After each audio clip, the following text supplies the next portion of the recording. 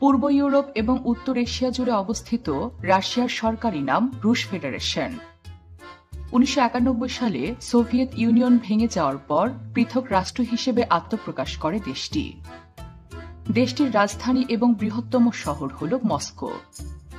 আর রাশিয়ার বর্তমান প্রেসিডেন্ট হলেন বিশ্বের অন্যতম ক্ষমতাধর ব্যক্তি ভ্লাদিমির পুতিন। জেনে অবাক হবেন, রাশিয়া প্লুটো গ্রহের থেকেও দ্বিগুণ বড়। দেশটির মোট আয়তন দাঁড়ায় প্রায় 1,70,98,246 বর্গ কিলোমিটার। আরও অবাক করা বিষয় হল, রাশিয়াকে কান্ট্রি অফ মিডনাইট সান বা মধ্যরাতে সূর্যোদয়ের দেশও বলা হয়। এর কারণ হল, আয়তনের বিশালতার কারণে রাশিয়ার অর্ধেক অংশে যখন দিন, অন্য অংশে তখন রাত হয়ে থাকে। সাধারণত মে থেকে জুলাই পর্যন্ত প্রায় ৭৬ দিন দেশটিতে এমন আবহাওয়া বিরাজ করে। জনসংখ্যার দিক থেকেও কিন্তু কম যায় না রাশিয়া।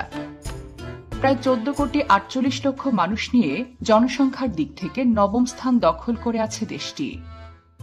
এই বিশাল জনসংখ্যার অধিকাংশই রুশ জাতির মানুষ। তবে জানলে অবাক হবেন যে নারী এবং পুরুষের সংখ্যা নিয়ে রাশিয়ায় বিশাল এক বিভ্রাট রয়েছে।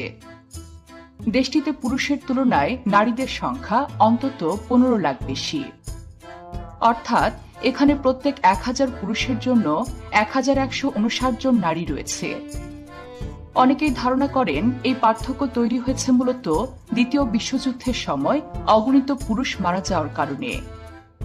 এছাড়াও দেশটিতে হতাশা, সড়ক দুর্ঘটনা এবং অতিরিক্ত পানাহার পুরুষদের মৃত্যুহার বাড়িয়েছে। বিষয়টি এখন রাশিয়ানদের কাছে এক উদ্বেগের বিষয়ে পরিণত হয়েছে। পৃথিবীর ইতিহাসে রাশিয়া খুব গুরুত্বপূর্ণ একটি অধ্যায়ের নাম, কারণ দেশটির বৈপ্লবিক আদর্শিক রাজনীতির ইতিহাস পুরো পৃথিবীকে দুই ভাগে বিভক্ত করে ফেলেছিল। একটি অংশ ছিল আমেরিকার পুঁজিবাদী রাজনীতি এবং অপর ভাগটি হল রাশিয়ার সমাজতান্ত্রিক রাজনীতির অনুসারী। অবাক করা বিষয় হল, বাংলাদেশের মতো তৃতীয় বিশ্বের দেশগুলোর রাজনীতিতেও রাশিয়ার এই আদর্শিক রাজনীতির প্রভাব রয়েছে। আর এই আদর্শিক লড়াইয়ে অনুপ্রাণিত হয়েই বাংলাদেশ তথা ভারতীয় উপমহাদেশে কমিউনিস্ট সমাজতান্ত্রিক ভাবধারার রাজনৈতিক দলগুলোর জন্ম হয়। 19বিংশ শতাব্দীতে রাশিয়ার সমাজে অস্থিরতা দেখা দিলে 1917 সালে শ্রমিক বিপ্লব শুরু হয়। এই বিপ্লবের মধ্য দিয়ে দেশটিতে জার রাজাদের শাসনের সমাপ্তি ঘটে। পরবর্তীতে লেনিন ও স্টালিনের অধীনে নতুন ধারার মার্ক্সবাদী রাজনৈতিক আদর্শে অনুপ্রাণিত সমাজতান্ত্রিক রাষ্ট্র সোভিয়েত ইউনিয়ন প্রতিষ্ঠা পায়। দ্বিতীয় বিশ্বযুদ্ধের পর এই সোভিয়েত ইউনিয়ন একটি সুপার পাওয়ার হিসেবে বিশ্বমঞ্চে আবির্ভূত হয় এবং যুক্তরাষ্ট্রের সাথে দীর্ঘস্থায়ী শীতল যুদ্ধে জড়িয়ে পড়ে। এরপর 1991 সালে সোভিয়েত ইউনিয়নের পতন ঘটলে বরিস ইয়েলৎসিনের অধীনে বর্তমান রাশিয়ান ফেডারেশনের আবির্ভাব ঘটে।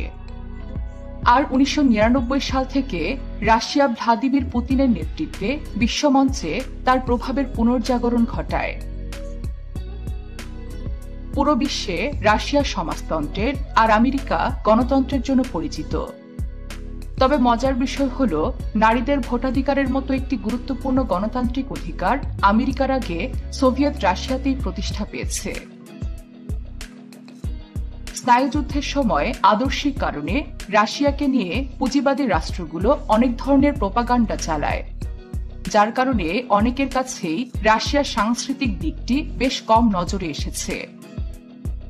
রাশিয়ার ভূখণ্ড এবং সংস্কৃতি সম্পর্কে অনেক তথ্য রয়েছে, যা শুনে যে কেউ চমৎকৃত হতে বাধ্য।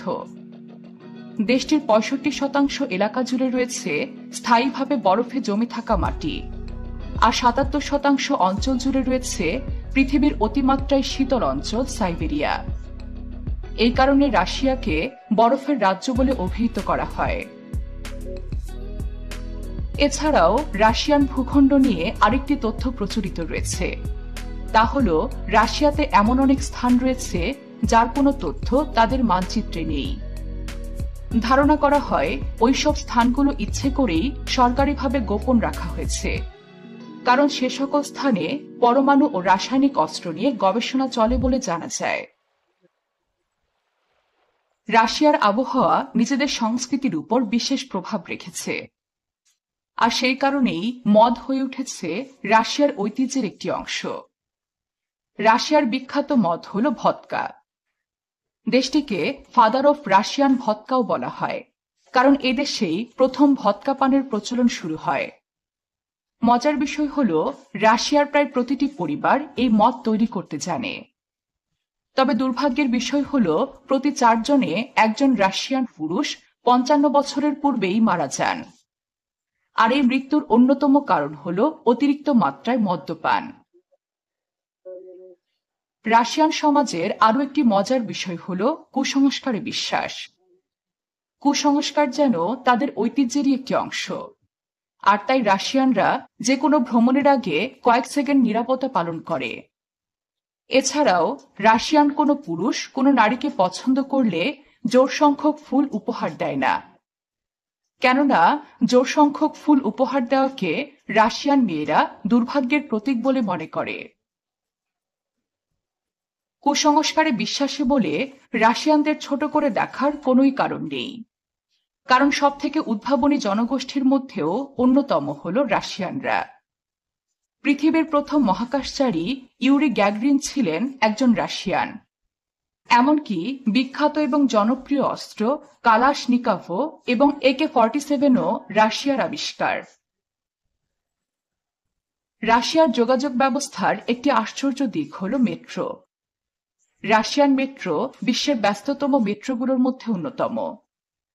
জানলে অবাক হবেন, দেশটিতে প্রতি বছর প্রায় 2 বিলিয়নেরও বেশি মানুষ মেট্রোতে চলাচল করে। এখানে মেট্রো থাকার অন্যতম সেরা দিক হল এটি স্থানীয় এবং পর্যটকদের চলাচল অভিজ্ঞতাকে সহজ করে তোলে। রাশিয়ার সড়ক যোগাযোগ নিয়ে আরেকটি মজার বিষয় হল অ্যাম্বুলেন্স কাণ্ড। এদেশের অনেক ধনী ব্যক্তি ট্রাফিক জ্যাম এড়ানোর জন্য অ্যাম্বুলেন্স চালান। এছাড়াও মস্কোতে অত্যন্ত দৃষ্টিনন্দন পাতাল রেল রয়েছে, যা বিশ্বের 4র্থ গভীর স্টেশন। রাশিয়ান সংস্কৃতির আরও একটি বিষয় হল দেশটিতে বিশ্বের সেরা কয়েকজন সাহিত্যিক জন্ম নিয়েছেন। এর মধ্যে রয়েছে বিখ্যাত রাশিয়ান লেখক Alexander Pushkin, Leo Tolstoy, Fyodor Dostoevsky, Ivan Turgenev ও ম্যাক্সিম গোর্কি অন্যতম।